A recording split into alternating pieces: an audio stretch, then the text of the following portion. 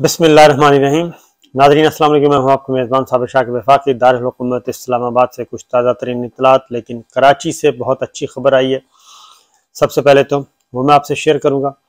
इस वक्त भी पाकिस्तान में जर्नलिज़म का जो हाल है, आज़ादी इज़हार, जर्नलिज़म को दबाने के लिए, जर्नलिस्टों को दबाने के लिए मीडिया की आज़ादी को कत्ल किया जा रहा है और इस सिलसिले में पूरी दुनिया से मजम्मत हो रही है। पूरी दुनिया से मजम्मत हो रही है, लान तान की जा रही है।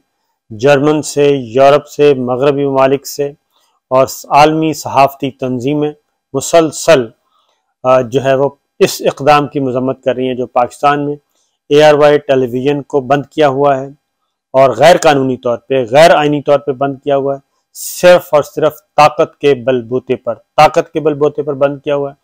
मुकदमात दर्ज किए जा रहे हैं और अम्माद यूसुफ जो कि ARY न्यूज़ के head of news, head of programmes, senior vice president हैं, उनको जी 24 घंटे से ज़्यादा का वक्त गुजर चुका है। जब ये मैं रिकॉर्डिंग करवा रहा हूँ तब तक उनको किसी भी अदालत में पेश नहीं किया गया, जबकि उनको गुज़श्ता रात 2 बजे गिरफ्तार किया गया था, बल्कि उठाया गया था।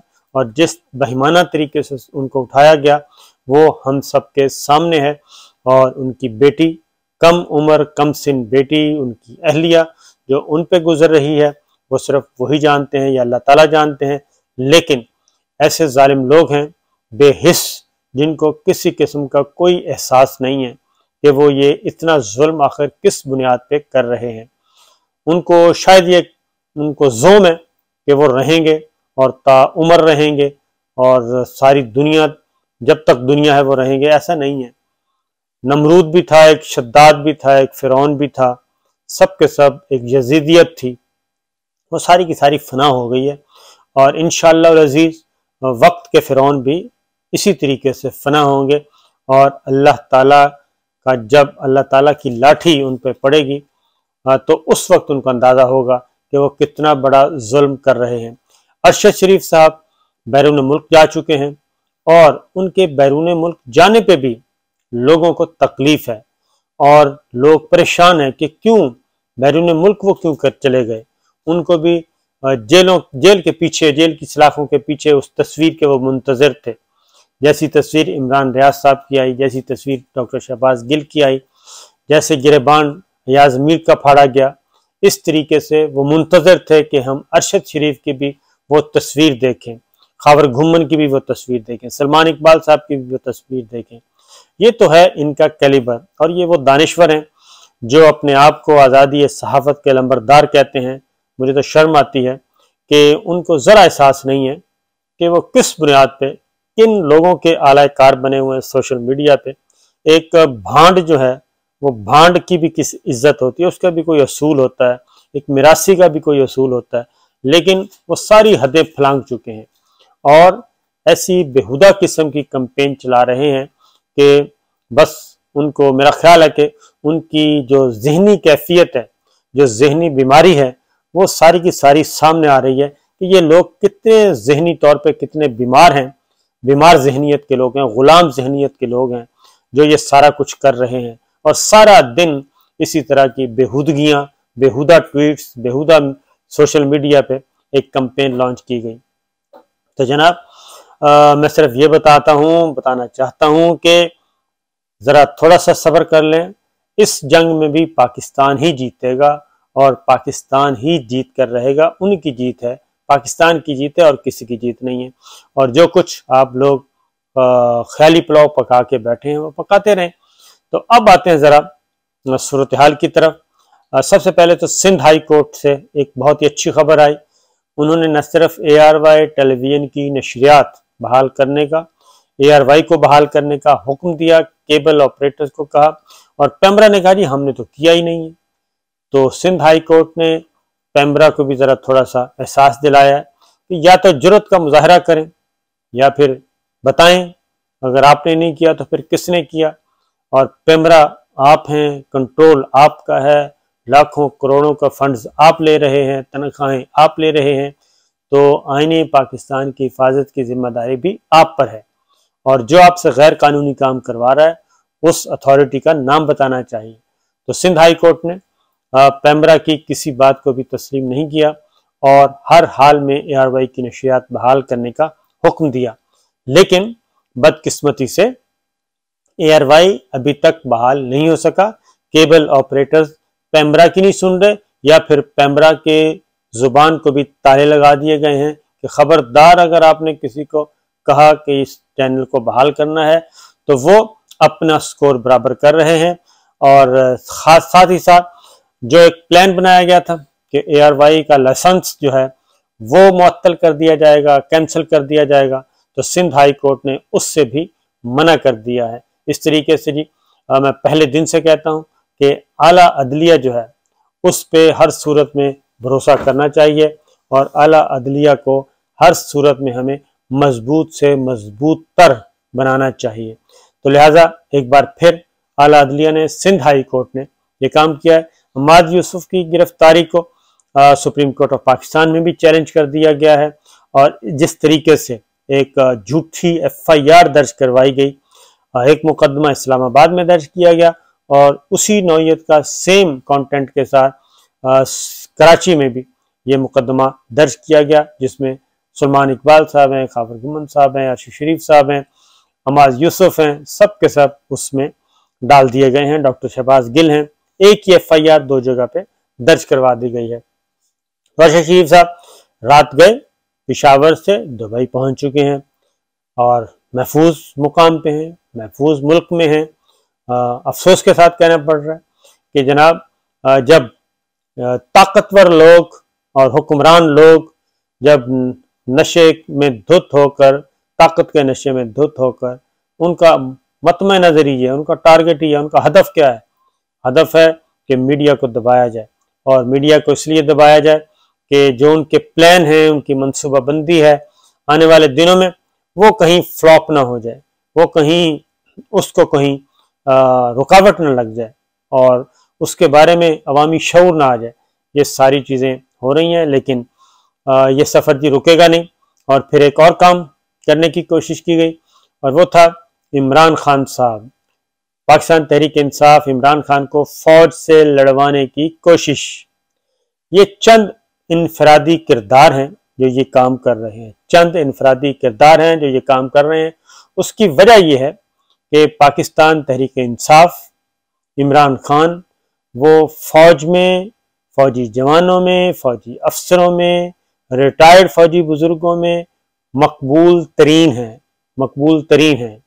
और अफवाज पाकिस्तान इमरान खान साहब को, पाकिस्तान तहरीक इंसाफ को अपनी एक इत्तेहादी जमात समझती है। इसमें मुझे कहने में कोई आर नहीं है कि वो इसको मुहिब वतन जमात समझती है, इत्तेहादी जमात समझती है और एक ऐसी जमात समझती है जो पाकिस्तान के लिए काम करती है। तो यही वो जो यही मसला है, यही तकलीफ है जिसको ख़त्म करना ज़रूरी है। और इसीलिए ये सारे का सारा जो ड्रामा किया गया लसबेला आर्मी हेलीकॉप्टर के हादसे को लेकर, और कि जनाब उसके बारे में कंपेन की गई, उसके बारे में ये किया गया, फिर डॉक्टर शहबाज गिल, फिर उसको बाकायदा तौर पे एक ऐसी कॉन्स्पिरेसी बनाने की कोशिश की गई, तो वो सारी की सारी फ्लॉप हो गई। इमरान खान साहब ने एक की प्रेस कॉन्फ्रेंस और उसमें उन्होंने धो धो के सारी चीज़ें, और वो कहते हैं ना भिगो भिगो के जूते मारना, वो भिगो भिगो के जूते मारे उन्होंने। और उन्होंने एक वीडियो भी चला दी जो कि इस वक्त सोशल मीडिया पे भी और हर जगह दस्तयाब है कि नवाज शरीफ साहब ने army chief general Qamar Javed Bajwa साहब के लिए क्या अल्फाज इस्तेमाल किए थे और किस तरीके से उनको ललकारा था, किस तरीके से उनको धमकियां दी थी, किस तरीके से उनको रुस्वा करने की कोशिश की थी। जनरल फैज़ हमीद के बारे में क्या कहा गया, कोर कमांडर जनरल फैज़ हमीद के बारे में, आसिफ गफूर, लेफ्टिनेंट जनरल आसिफ गफूर साहब के बारे में क्या कुछ कहा गया, ये सारी की सारी चीज़ें रिकॉर्ड पर हैं।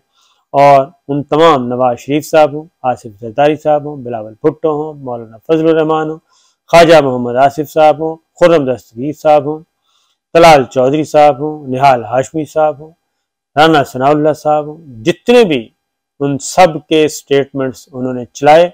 और उन्होंने पूछा, मरियम सफदर साहिबा हों, कि जनाब शहबाज गिल का तो नंबर अब आता है, इससे पहले ये जो एक लंबी ट्रेल है, इनके बारे में आपने क्या किया?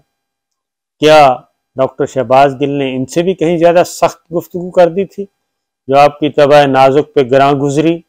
तो उसका कोई जवाब है नहीं यकीनन, क्योंकि वो तो सारे इस वक्त बैठे हैं आपके, उनके साथ तो पावर शेयरिंग फार्मूलाज तय हो रहे हैं। पावर शेयरिंग फार्मूलाज के जनाब लंबी लंबी प्लानिंग्स की जा रही हैं, अगले 12-12 सालों की, 14-14 सालों की, 15-15 सालों की प्लानिंग्स की जा रही हैं कि जनाब अब मैं हूं और यहाँ तक मैं रहूंगा, उसके बाद ये आएगा, उसके बाद ये आएगा, उसके बाद ये आएगा, अगला ये साल शहबाज शरीफ साहब का होगा, अगले साल किसके होंगे। ये सारा कुछ पावर शेयरिंग फार्मूलाज तय किए जा रहे हैं, जबकि डराया किसको जा रहा था?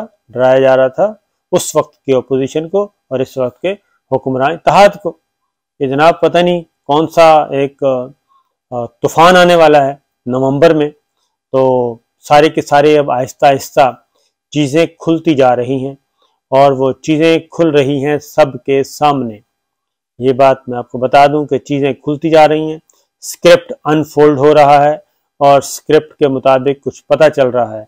एक और चीज़ भी बता दूं कि इमरान खान साहब ने उस तरफ इशारा किया है, बल्कि कहा है कि जनाब तहाइफ जो है वो तो आर्मी चीफ को भी मिलते हैं, तो उनका भी हिसाब होना चाहिए। तो ये बात तो सही है कि आखिर क्या वजह है कि वजीर आजम को, वजीरों को, सदर ममलिकत को, उनको तो रुस्वा किया जाए, रुस्वा करवाया जाए। तो आइन और कानून तो सबके लिए बराबर है, तो फिर जिस जिसको तहाइफ मिलते हैं बैरून मुल्क से, तो कानून तो सबके लिए एक है, तो वो सारी की सारी चीज़ें तोशाखाना में आनी चाहिए, तोशाखाना से आगे फिर निकलनी चाहिए और वहाँ पे जो कानून है, जो ज़ाब्ता है, उसके अकॉर्डिंगली वो सब कुछ किया जाए। तो आखिर क्या वजह है कि एक अथॉरिटी को तो जलील किया जाए और दूसरी अथॉरिटी के बारे में पूछा ही ना जाए? तो ये पूरी दुनिया में ऐसा होता है। तो एहतसाब सबका होना चाहिए, मुहासबा सबका होना चाहिए, और अगर किसी मुल्क का वजीर आज़म, अगर किसी मुल्क का वजीर आज़म किसी दूसरे मुल्क के किसी भी अपने काउंटर पार्ट से बात करता है, काउंटर पार्ट से बात करता है, किसी और अथॉरिटी से बात करता है, तो वो चीज़ें रिकॉर्ड पर आती हैं, किसी भी मुल्क का वजीर आज़म। इसी तरीके से किसी भी मुल्क का आर्मी चीफ भी अगर किसी से बात करता है, किसी से टेलीफोन पे बात करता है, अदरवाइज मुलाकात होती है, तो उसके मिनट्स भी रिकॉर्ड पर आते हैं। तो ये पूरी दुनिया में राइज है और यही तरीका होना चाहिए। ऐसा नहीं होना चाहिए, ऐसा नहीं होता कि किसी मुल्क का वजीर आज़म किसी से मिले तो उसके तो सारी चीज़ें रिकॉर्ड पे भी आएँ और इसके बावजूद वो मशकूक ठहरे। और ये किसी भी मुल्क में नहीं होता कि उस मुल्क का फौज का सरबराह जो है वो किसी से मिले, किसी से घंटों टेलीफोन बातें करे और वो चीज़ें वो उस मुल्क का सरबराह जो है ABC कोई भी मुल्क हो वो रिकॉर्ड पे ना लाए, तो ये वो मुल्क बर्दाश्त नहीं करता। तो ये सारी चीज़ें जनाब हमें कल्चर तब्दील करने की ज़रूरत है, पूरी दुनिया के जो SOPs हैं उसको फॉलो करने की ज़रूरत है। ये सब कुछ हो रहा है, बाकी इंशाल्लाह अगली वीडियो में आपको बताऊंगा कि क्या हो रहा है। और अभी तक परेशान है कुछ लोग, अगली वीडियो इंशाल्लाह काफ़ी इंपॉर्टेंट होगी। इजाज़त दीजिए, अल्लाह हाफिज़।